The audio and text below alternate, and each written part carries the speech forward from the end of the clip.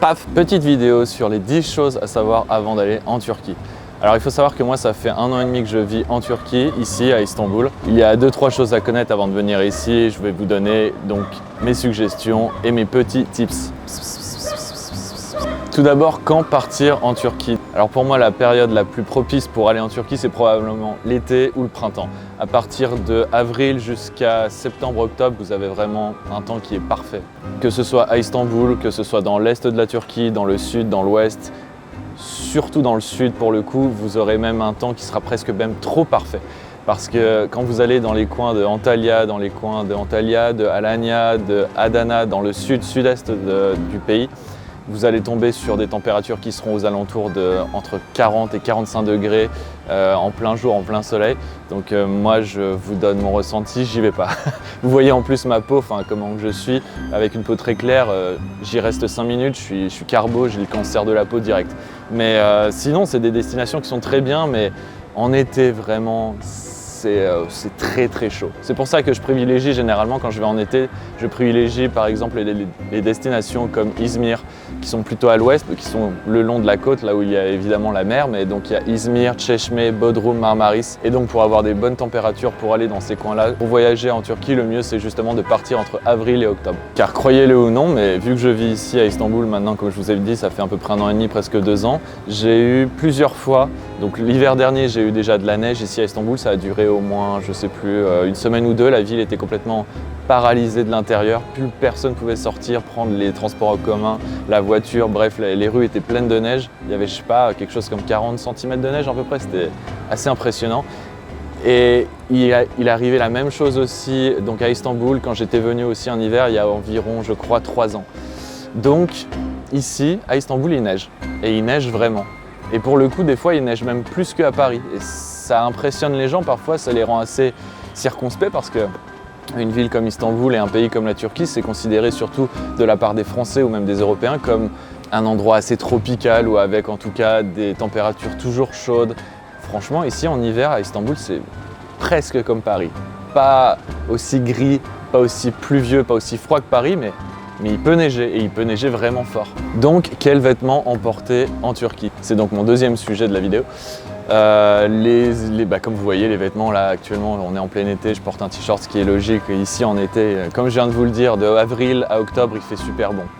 Le reste de l'année, de octobre à mars, si vous êtes à Istanbul, prenez un kawaii, prenez un manteau, parce que vous pouvez cailler, vraiment, réellement. Si vous allez dans le sud, si vous allez à Izmir, si vous allez à Antalya, franchement à Antalya, il fait chaud toute l'année. Il fait très chaud en été et il fait bon en hiver. Voilà. Après, Izmir, c'est quasiment la même chose. Izmir, il fait bon en hiver, il fait chaud en été. Ça reste quelque chose d'assez tolérable à Izmir encore. Mais comme je viens de vous dire, dans le sud. Et après, pour la partie est du pays, à savoir les villes de Erzurum, les villes de Diyarbakir, tout ce qui est la partie est de la Turquie, je connais beaucoup moins, donc je peux un peu moins vous en parler. Sachez aussi que vu que je parle des vêtements actuellement, sachez aussi que vous pouvez aussi venir avec votre combinaison de ski parce qu'il existe des stations de ski dans le pays. Alors c'est pas tout à fait à côté de Istanbul, quoique il y a quelques montagnes pas très loin, vous avez des stations de ski.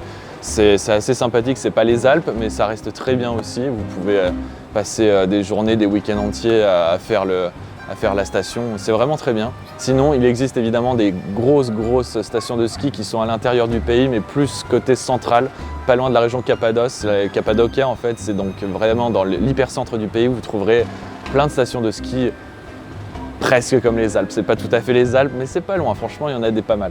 Le visa, ensuite, pour la Turquie, le troisième sujet. Alors, le visa, ça a changé depuis peu.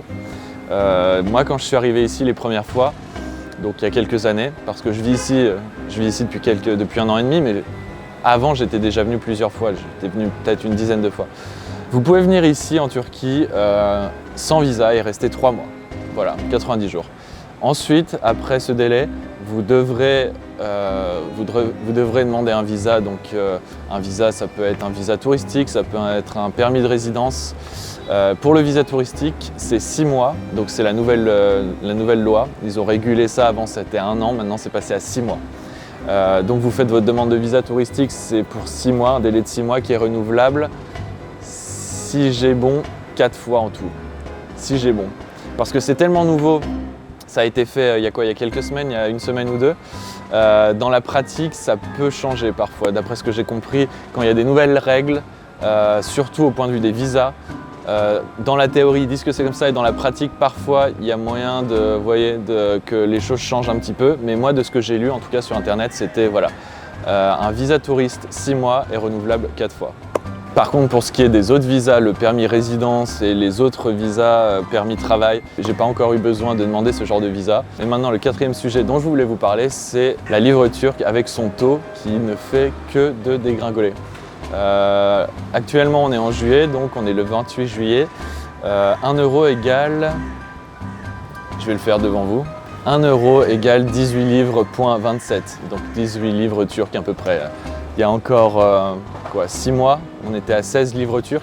Ça fait depuis environ 4 ans, je crois, même 5 ans à peu près, que la livre turque fait que de dégringoler petit à petit par rapport à l'euro. Donc l'euro n'est pas en reste ces derniers temps, c'est 1 euro égale 1 dollar d'après ce que j'avais vu ces derniers temps, mais la livre turque continue de baisser toujours plus.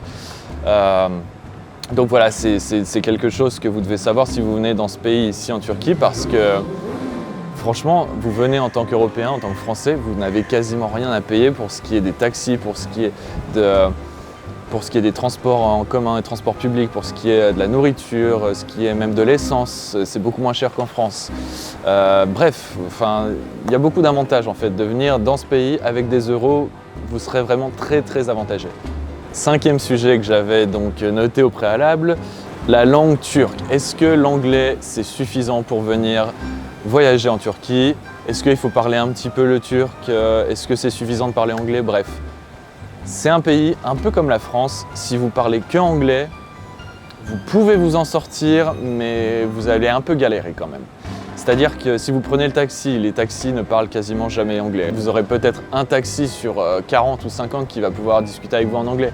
Moi, je prends le taxi quasiment tous les jours. Ça m'est arrivé, en 1 an et demi, ça m'est arrivé 2 ou 3 fois d'avoir vraiment des conversations en anglais avec vraiment quelqu'un qui pouvait discuter avec moi en anglais, pas juste 1 ou 2 mots. C'est pareil aussi pour les serveurs dans les restaurants, dans les bars. Par exemple, si vous demandez votre chemin à des gens dans la rue, j'ai remarqué une chose, si vous parlez avec des gens qui ont entre 18 et 35 ans, si vous commencez à leur parler en anglais, généralement, déjà dans un premier temps, vu que c'est des Turcs et qu'ils sont très gentils, généralement ils veulent toujours vous aider, ils vont essayer de vous aider malgré le fait qu'ils ne parlent pas anglais.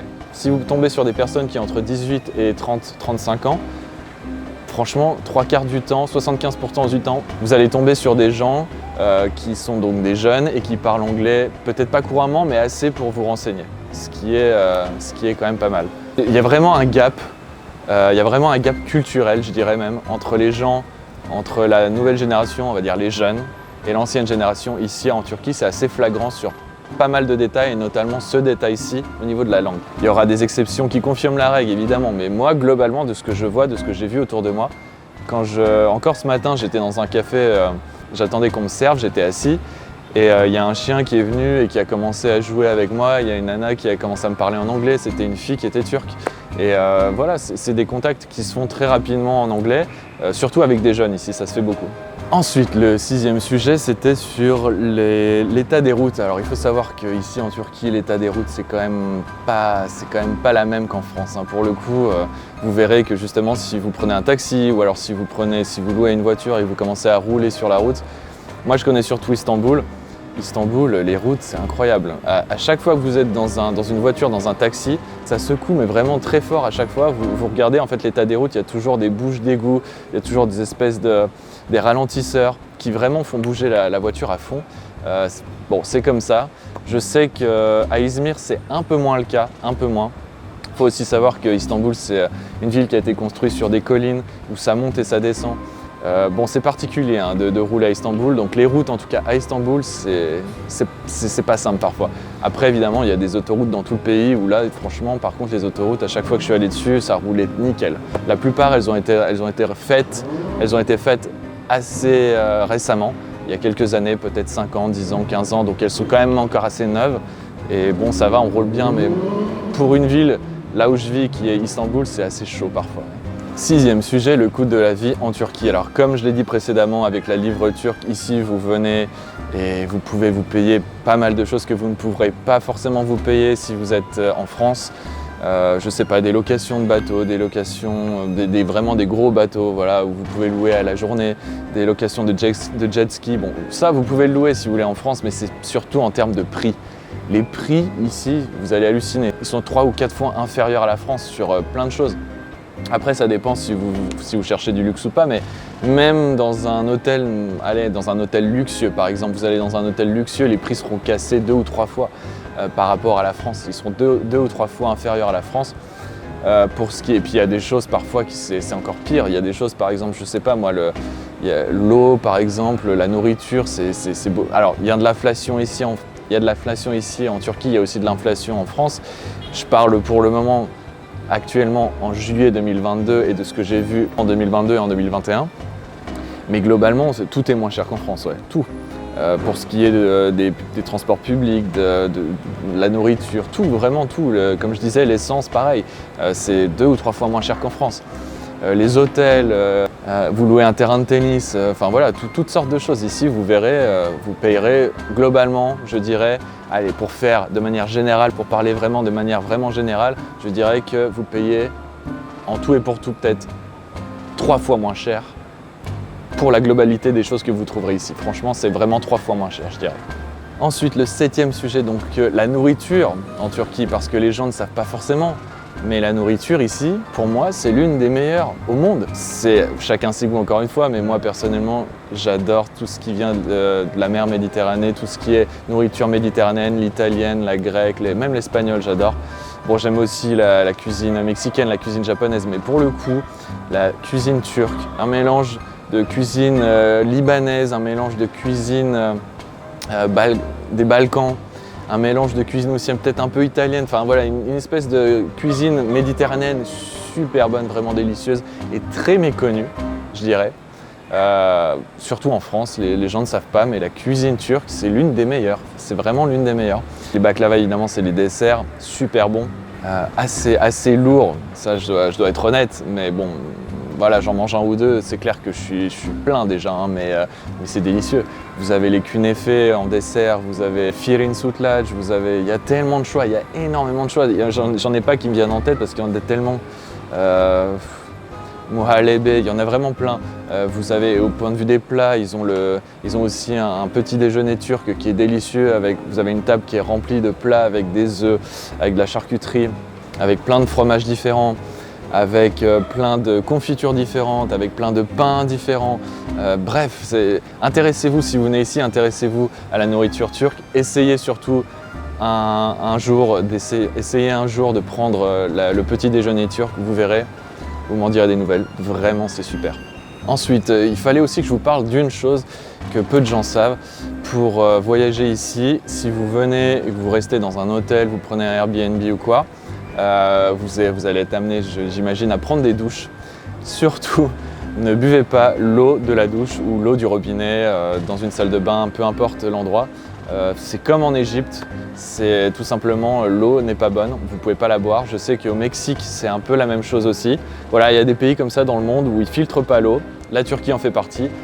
Donc voilà, faites attention, pareil, si vous lavez, je sais pas moi, les fruits et les légumes, passez-les sous l'eau du robinet, mais faites attention de ne pas trop utiliser l'eau de manière aussi fréquente comme ça, parce que l'eau est quand même assez polluée ici, donc voilà, faites attention. Et donc le dernier sujet dont je voulais vous parler est: est-ce que la Turquie est dangereuse? Alors j'avais déjà fait une vidéo dont je vous mets le lien par ici ou par là. C'est une vidéo que j'ai fait justement pour vous donner mon avis suite aux questions que j'avais de par mes proches, de par les gens que je connais. Ils me posaient la question si c'était un endroit dangereux de venir ici, de venir en tant que touriste, de venir voyager ici ou même de venir habiter. Moi, je pense que non. Donc, je vais vous redonner vite fait mon avis. Je pense que non. D'ailleurs, il y a plein de gens qui viennent ici faire du tourisme, des Anglais, des Allemands, des Hollandais, sur la côte ouest, même à Istanbul. Vous avez vraiment énormément d'Européens qui viennent. Je vais répéter ce que j'avais déjà dit donc, dans la vidéo que j'avais faite, mais moi, je viens de Paris. Bon, je ne suis pas né à Paris, mais j'ai vécu 6 ans à Paris quand même. Je peux vous dire que Paris, c'est largement pire en termes de criminalité, en termes d'insécurité par rapport à Istanbul. Istanbul, vous venez, vous faites votre tourisme. Alors ok, il y aura des gens qui vont essayer de vous arnaquer. 3 ou 4 types d'arnaques à connaître ici. Je vous en dis pas plus, regardez la vidéo que j'ai faite sur ce sujet.